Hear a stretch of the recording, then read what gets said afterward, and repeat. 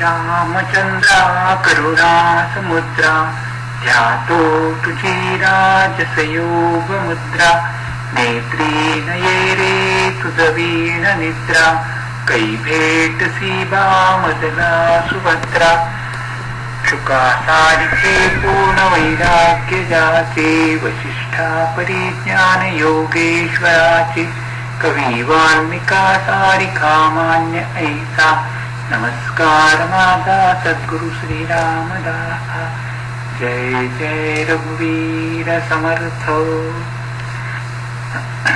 अध्यात्म रामायणातील सौंदर्य स्थळे. नम्र निवेदन.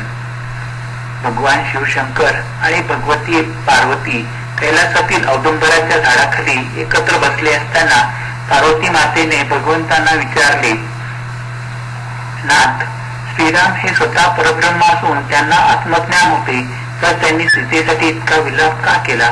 या शंकेचे समाधान करण्यासाठी भगवान शंकर म्हणाले, प्रिये, प्रभू राम हे निसंशय प्रकृती पलीकडील परमात्मा, आनंदगण, अद्वितीय आणि पुरुषोत्तम आहेत. ते या विश्वामध्ये आकाशाप्रमाणे अंतर्बाह्य भरून राहिले आहेत. ते आपल्या मायेने या विश्वाचे संचालन करतात.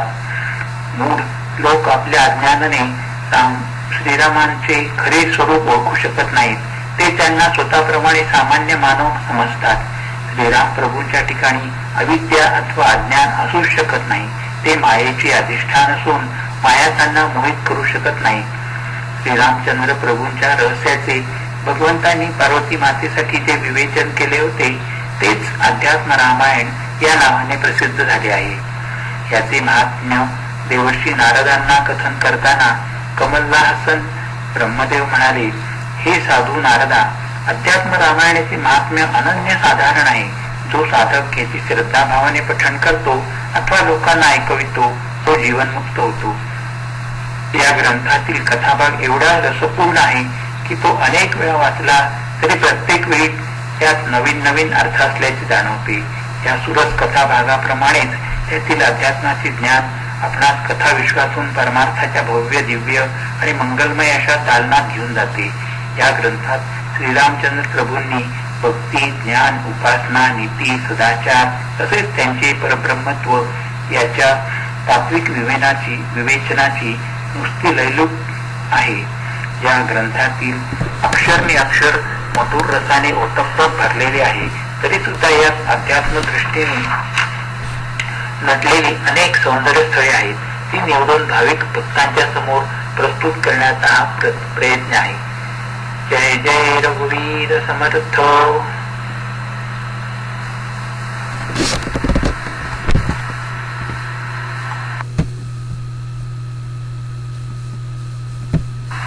श्रीरामचंद्रांच्या जन्माच्या वेळी कौसल्या मातेने केलेली भगवंतांची स्तुती. शरयू नदीच्या तीरावर बसलेल्या कोसल देशाचे आधिपत्य त्रेतायुगात इक्ष्वाकू वंशातील राजांकडे होते. या वंशात अनेक महान राजे झाले. त्यामध्ये महाराज अजोर यांचा पुत्र महाराज दशरथ एक महापराक्रमी, प्रजादक्ष, धर्मपरायण सम्राट होते. त्यांची प्रजेवर पुत्रवत प्रेम होते. महाराज दशरथांना 3 राण्या होत्या. त्या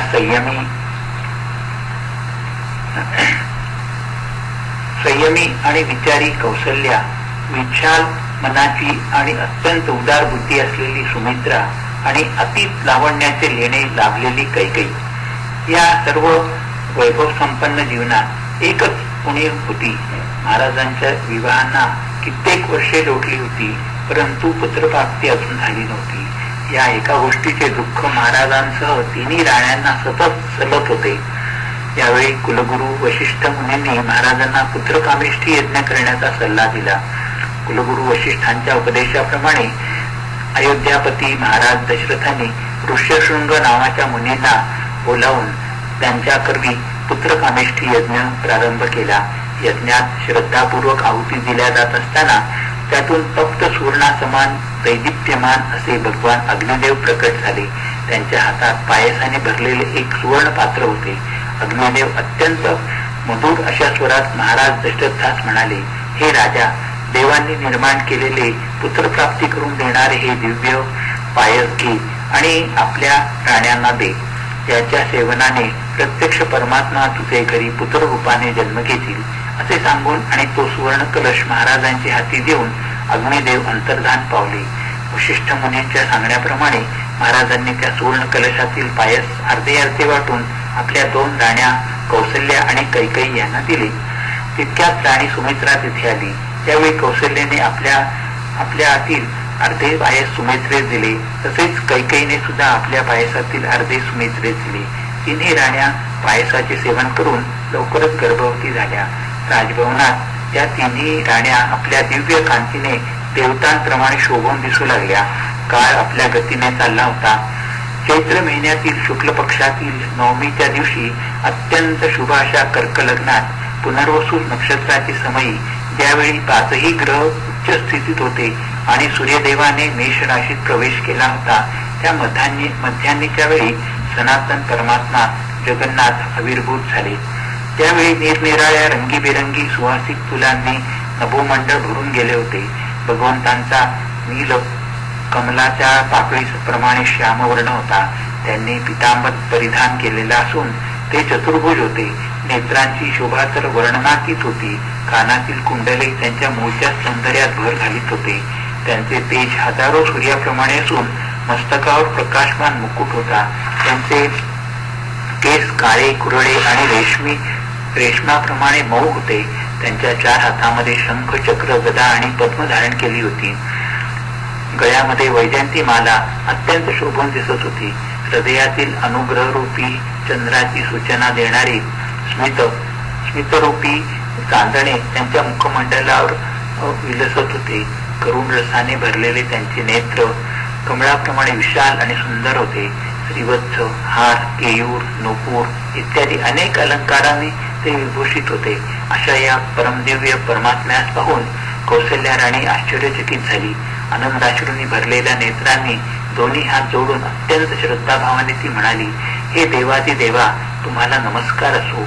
शंख, चक्र, गदा, पद्म धारण करणारे आहे प्रभो, तुम्ही अच्युत आणि अनंत आहात. तुम्ही सर्वत्र परिपूर्ण पुरुषोत्तम आहात. वाणी, मन यांचे तुम्ही विषय नाही. तुम्ही इंद्रियातीत सत्तारूप आणि केवळ ज्ञान हेच स्वरूप असणारे भगवंत आहात. तुम्हीच आपल्या मायेने सत्व, रज आणि तम या गुणांनी युक्त होऊन हे विश्व निर्माण करता, त्याचे पालन करता आणि यथासमयी त्याचा लय करता. परंतु खरे पाहता तुम्ही नेहमी निर्मल अशा तुरीय स्थितीतच असता.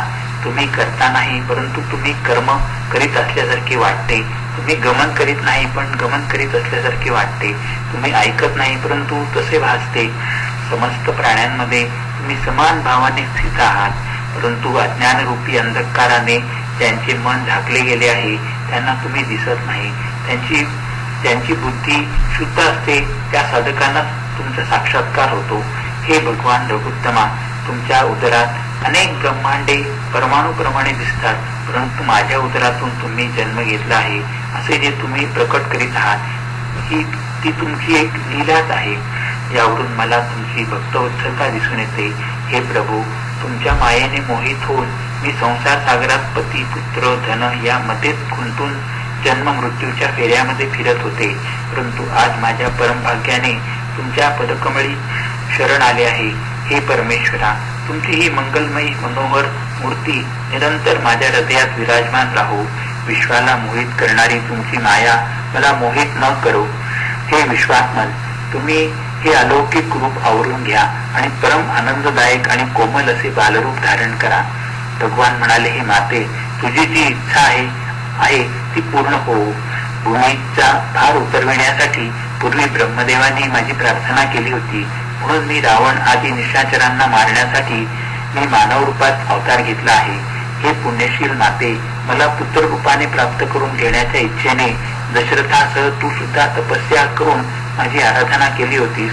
तू जे माझे दिव्य रूप पाहिलेस ते तुझ्या पूर्वीच्या तपस्येचे फळ आहे.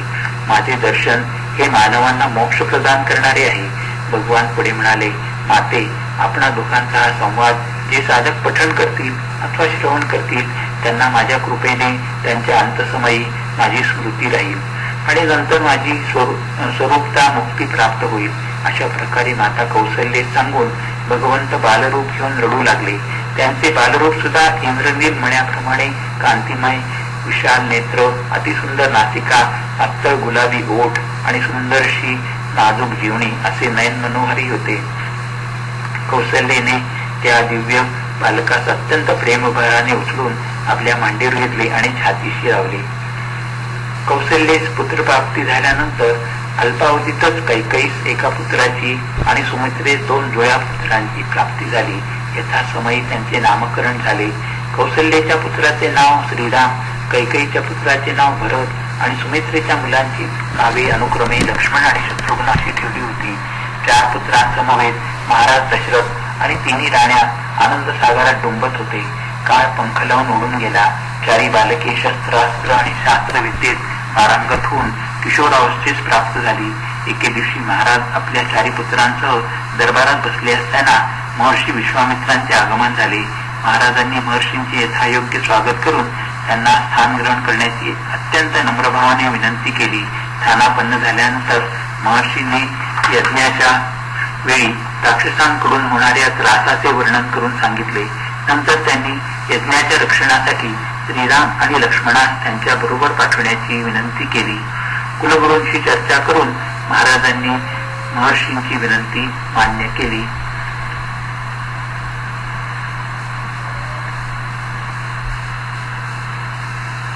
श्रीराम.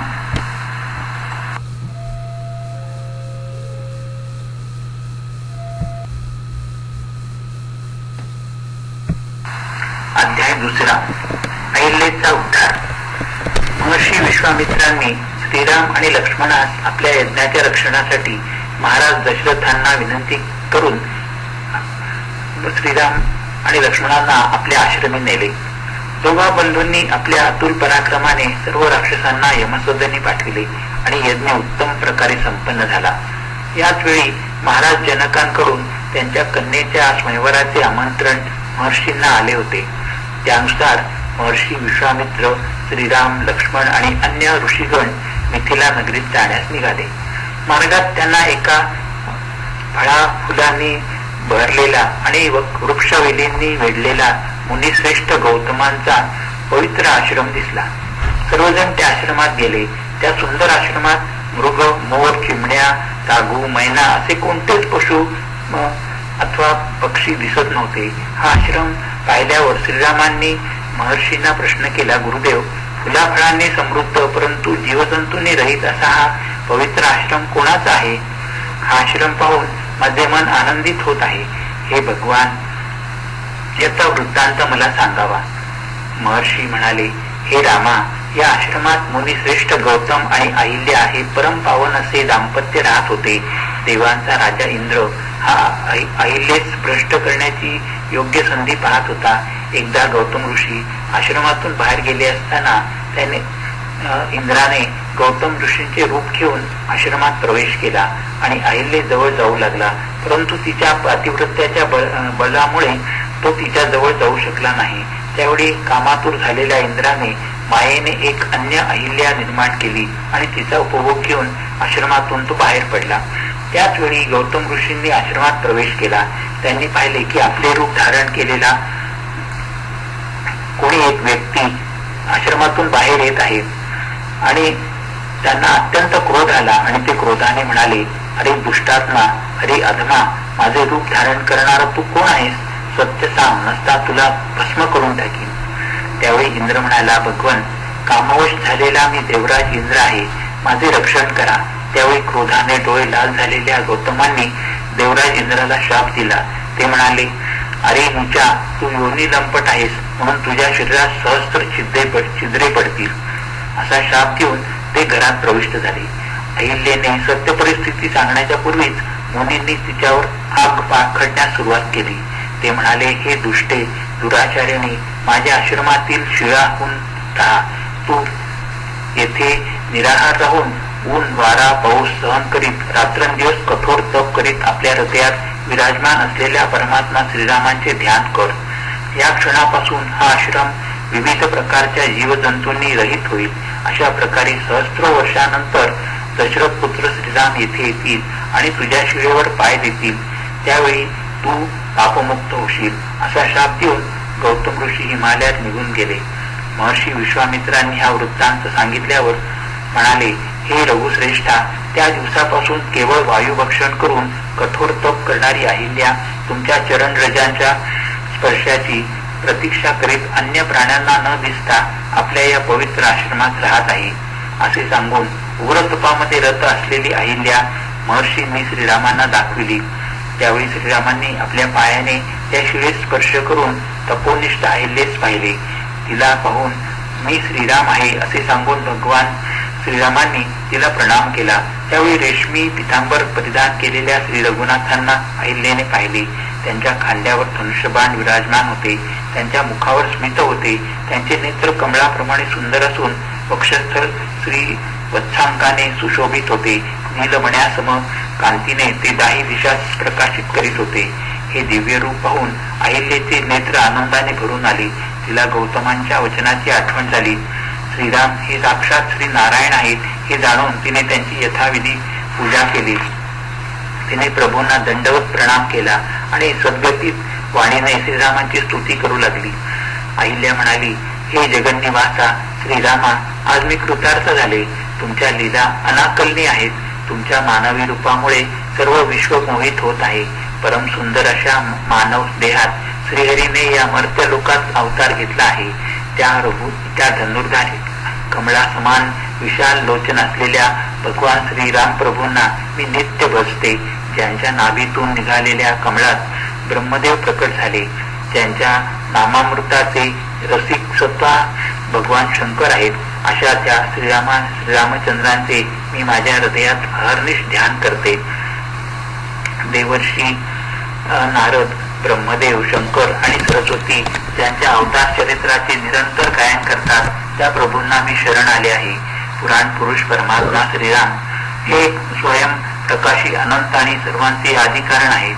असे असूनही जगाला मोहित करणारे मायामय मानवी रूप त्यांनी लोकांना परम अनुग्रहित करण्यासाठी धारण केले आहे. तुम्ही एकटेच या विश्वाची उत्पत्ती, स्थिती आणि लय करण्यासाठी आपल्या मायेच्या 3 गुणात प्रतिबिंबित होऊन ब्रह्मदेव, विष्णू आणि महादेव या नावांनी 3 रूपे धारण करता. अहो श्रीरामा, तुम्ही ओंकार शब्दाने वाच्य आहात, तसेच वाणीला अगोचर असे परमपुरुष तुम्हीच आहात. आकाशाप्रमाणे तुम्ही आत बाहेर सर्वत्र विराजमान आहात. तुम्ही निर्मळ, असंग, अचल, नित्य, शुद्ध, बुद्ध, सत स्वरूप आणि अव्यय आहात. अशा प्रकारे समोर उभे असलेल्या श्रीरामांची स्तुती करून त्यांना प्रदक्षिणा घालून अहिल्या मातेने भगवंतांना नमस्कार केला आणि त्यांच्या अनुमतीने ती आपल्या पतीकडे निघून गेली. अहिल्याने केलेले हे श्रीरामांचे स्तोत्र जे भक्तीने पठण करतील ते सर्व पापातून मुक्त होऊन परब्रह्म पदाला प्राप्त होतील. याचे तसेच श्री रामचंद्र प्रभूंचे हृदयात ध्यान करून ज्या स्त्रिया भक्तिभावाने याचे पठण करतील त्या लवकरच पुत्रवती होतील, अशी याची फलश्रुती सांगितली आहे. श्रीराम.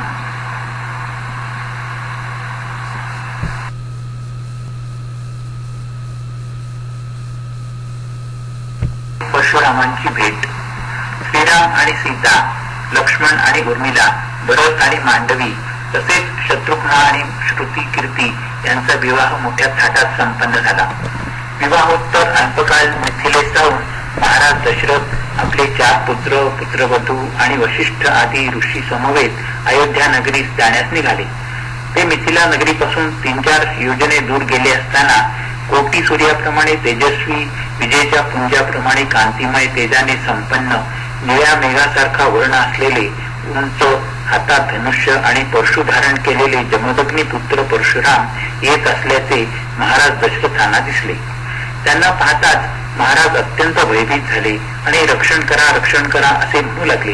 परंतु त्यांच्या म्हणण्याकडे लक्ष न देता क्रोधाने थरथर कापणारे परशुराम रघुश्रेष्ठ श्री रामचंद्रांना निष्ठुरपणे म्हणाले, अरे अधम क्षत्रिया, तू राम या माझ्या नावाने मिरवीत आहेस.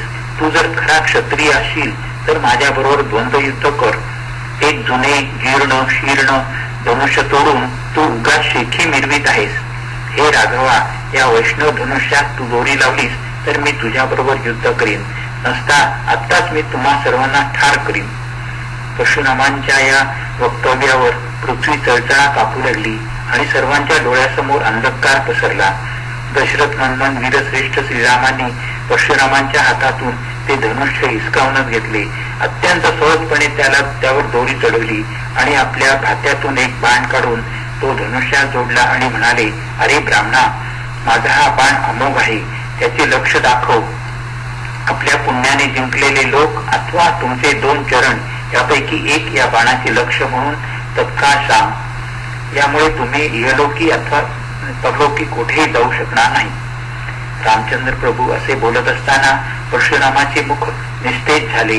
नंतर पूर्वीच्या वृत्तांताचे स्मरण करीत ते बोलले, अहो रामा, तुम्ही परमेश्वर आहात हे मला आत्ताच कळले आहे.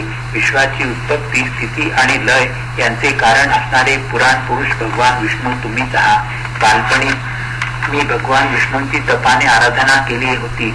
त्यावेळी प्रसन्न होऊन ते मला म्हणाले होते, हे ब्राह्मणा, तुझे महान तप सफल झाले आहे.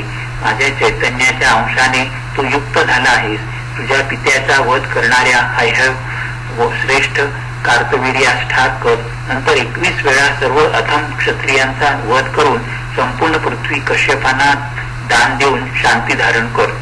त्रेतायुगाच्या प्रारंभी मी दशरथ पुत्र होऊन श्रीराम या नावाने जन्म घेईन.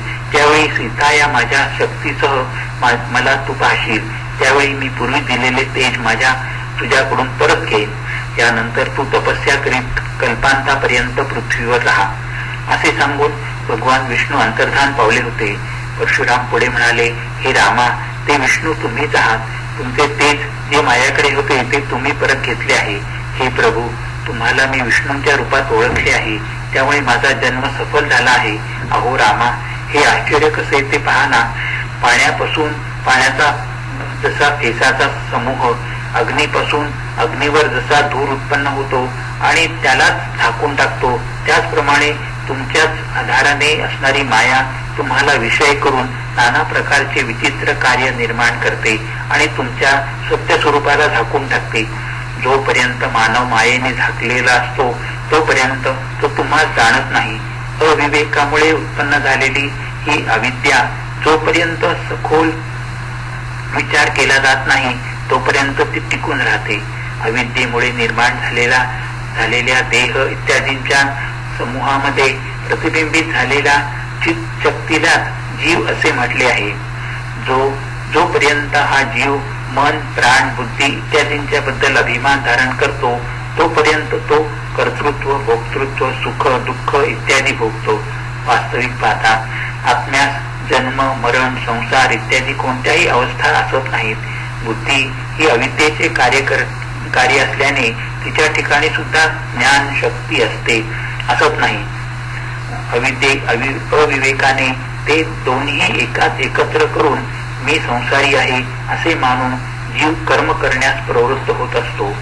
पाणी आणि अग्नी यांचा संयोग झाला असता ज्याप्रमाणे पाण्यात उष्णता येते आणि अग्नी शांत होतो, त्याचप्रमाणे जड स्वरूप असलेल्या बुद्धीचा चेतन स्वरूपी आत्म्याशी संयोग झाला असता बुद्धीमध्ये चेतना येते आणि त्या चेतन आत्म्याच्या ठिकाणी कर्तृत्व, भोक्तृत्व इत्यादी जडत्व प्रकट होते. हे रामा, ज्यावेळी मनुष्य तुमच्या भक्तांच्या संगतीने प्राप्त झालेल्या भक्तीमुळे तुमची उपासना करतो तेव्हा तुमची माया हळूहळू निघून जाऊन ती क्षीण होऊन जाते. यानंतर त्या साधकाला तुमच्या ज्ञानाने संपन्न अशा सद्गुरूंची प्राप्ती होते. त्यांच्याकडून महावाक्यांचे ज्ञान मिळाल्यानंतर तो तुमच्या कृपेने मुक्त होतो. तुमच्या चरण युगलांवर जन्मोजन्मी भक्ती असू दे, तसेच तुमच्या भक्तांची संगती मला निरंतर लाभू दे. या दोन्ही साधनांनी अविद्या नष्ट होते. नंतर परशुराम श्रीरामचंद्रांच्या चरणी नतमस्तक होऊन म्हणाले, हे जगन्नाथा, तुम्हाला नमस्कार असो. हे अनंता, तुम्हाला नमस्कार असो. त्यावेळी करुणामय भगवान श्रीराम प्रसन्न होऊन म्हणाले, हे ब्राह्मणा, मी तुझ्यावर प्रसन्न आहे. तुमच्या मनात ज्या ज्या इच्छा असतील त्या सर्व मी पूर्ण करीन. त्यावेळी अत्यंत आनंदित मनाने परशुराम श्रीरामचंद्र प्रभूंना म्हणाले, हे मधुसूदना रामा, जर तुमची माझ्यावर कृपा असेल तर मला निरंतर तुमच्या भक्तांची संगती प्राप्त हो आणि तुमच्या चरणकमलांवर माझी अखंड भक्ती असू द्यावी. एखादा पुरुष भक्तिरहित असून सुद्धा तो जर या स्तोत्राचे पठण करील तर त्याला सर्वदा तुमची भक्ती प्राप्त हो. तसेच त्याला ज्ञान सुद्धा प्राप्त होऊन त्याला अंतकाळी तुमची स्मृती राहो. असेच होऊ दे असे श्री रघुनाथांनी म्हटल्यानंतर परशुरामांनी श्रीरामांना 3 प्रदक्षिणा घालून नमस्कार केला आणि त्यांच्या आज्ञेने महेंद्र पर्वताकडे निघून गेले. श्रीराम जणू मृत्यूच्या मुखातूनच परत आले आहेत असे वाटून महाराज दशरथांनी अत्यंत आनंदाने श्रीरामांना वारंवार आलिंगन दिले. त्यावेळी त्यांच्या नेत्रातून आनंदाश्रू वाहू लागले. यानंतर महाराज दशरथ सर्व लवाजम्यासह स्वस्थ चित्ताने अयोध्या नगरीस पोहोचले. महाराज दशरथ आपल्या 3 राण्या, 4 पुत्र आणि 4 पुत्रवधू यांच्यासह आनंदाने जीवनाचा आनंद घेत राज्यकारभार उत्तम प्रकारे चालवित होते. परंतु त्यांना आता आपल्या राज्याचा भार श्रीरामांवर सोपवून आपण विश्रांती सुखाचा लाभ घ्यावा असे वाटू लागले होते. श्रीराम